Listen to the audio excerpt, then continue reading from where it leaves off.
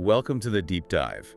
Today we're taking a really close look at something interesting for English learners. Yeah, we're diving into a video from the English Easy Practice YouTube channel. Specifically, their transcript for the English conversation practice with role-playing video. And our mission really is to pull out insights on how you can pick up vocabulary. And just, get a better feel for how natural English conversation actually flows. Exactly.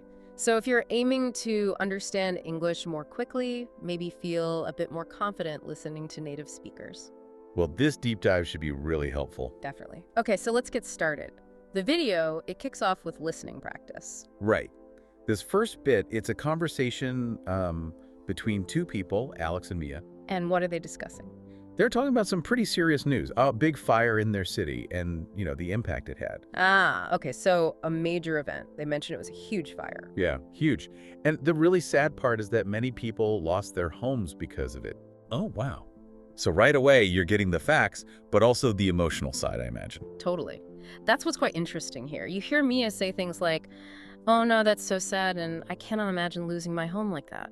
Real empathy coming through. Exactly.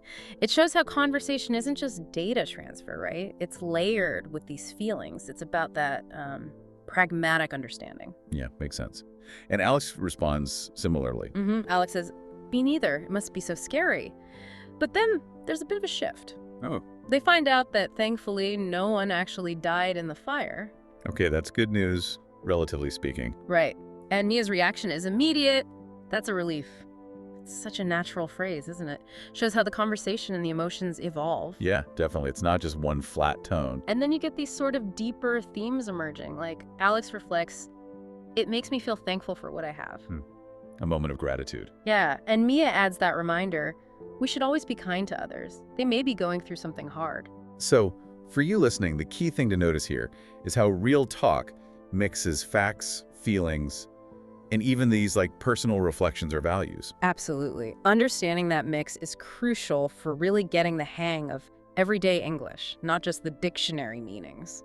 Okay, that's a great point. And I guess that leads into the next part of their video. It does, perfectly. They move into decoding some of the key vocabulary from that very conversation. Right, making it practical, so instead of just a word list.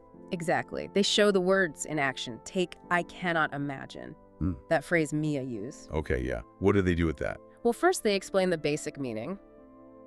Being unable to really picture how something feels because it's just too difficult or unfamiliar. Makes sense. But then, and this is a really useful bit, they give multiple examples. Not just about losing a home. Like what?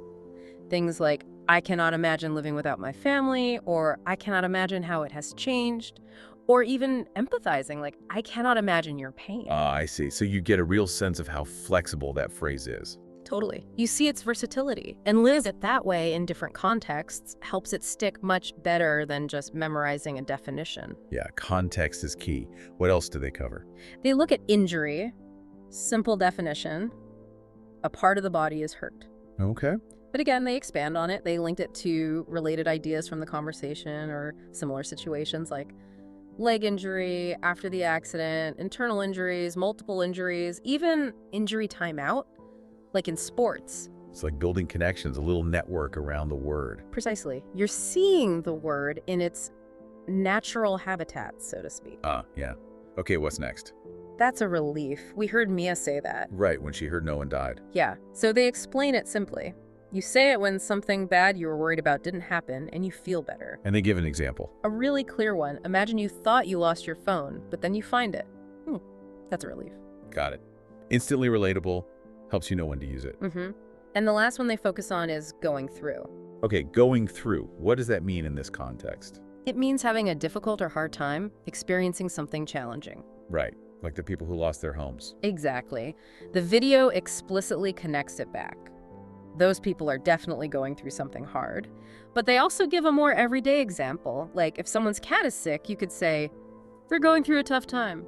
Okay, so it connects back to the main story, but also gives broader context. Yes. So for you, the listener, the big insight from this part is just how powerful learning vocabulary in context is.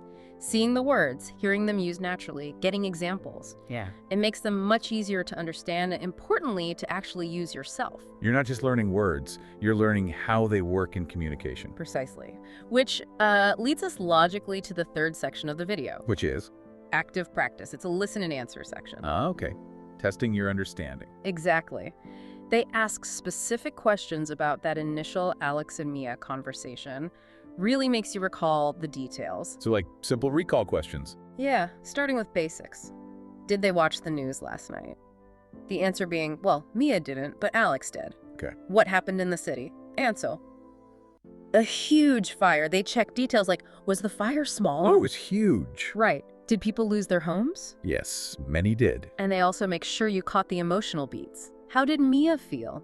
Sad. Could Mia imagine losing her home? No, she couldn't. Cannot imagine. Exactly. They even ask if Alex felt the same way, yes. And about the facts again, were there any injuries? Yes, a few people went to the hospital. Did anyone die? No. Phew. Right. And they specifically check if you remember the reaction to that. Was Mia happy no one died? Yes, that's what she said. That's a relief. Got it.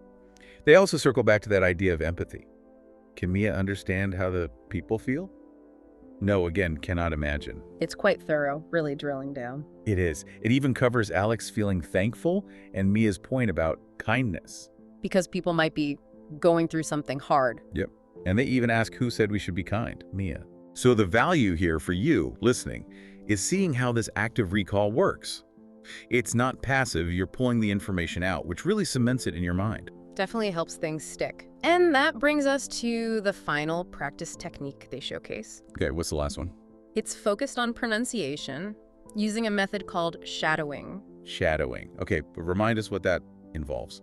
It's pretty straightforward, actually. You listen to a speaker and you repeat what they say almost immediately, trying to copy their pronunciation, their rhythm, their intonation, the whole sound. Kind of like mimicking. Exactly. But focused on the sound patterns. The video uses lines directly from the Alex and Mia chat. Which lines? Simple ones to start, like, did you watch the news last night? And no, what happened? Okay, basic conversational chunks. But also those more emotionally loaded lines like Mia's, oh no, that's so sad. I cannot imagine losing my home like that. Right, and the relief part too. That's a relief. Still, I cannot imagine how they feel right now. And the reflections, yeah, it makes me feel thankful for what I have. And we should always be kind. So why is shadowing helpful? What's the benefit for the learner? It's really good for tuning your ear to the sort of music of English. It's not just about individual sounds, but how words flow together, the stress patterns, the melody of sentences. Getting the rhythm right. Precisely. By actively trying to mimic native speakers, you're training your mouth and ears to work together. It can genuinely improve your pronunciation and make you sound more fluent, more natural over time. Makes a lot of sense. Practice makes perfect, or at least better. Absolutely. So, wrapping up our deep dive into this English easy practice video, what have we seen? Well, we've seen a really structured approach, haven't we? It starts with listening in context. Yeah, understanding not just words, but emotions and flow. Then it breaks down key vocabulary, but always connecting it back to that context. Uses active recall to make sure you're processing it. And finishes with practical pronunciation practice through shadowing. It's quite a well-rounded little lesson packed into one video. It really is. It shows how much you can get out of even a short, simple conversation if you analyze it properly. It's kind of a goldmine. Which leads to maybe a final thought for you, the listener. Go on. Think about how you could apply this kind of active engagement more often.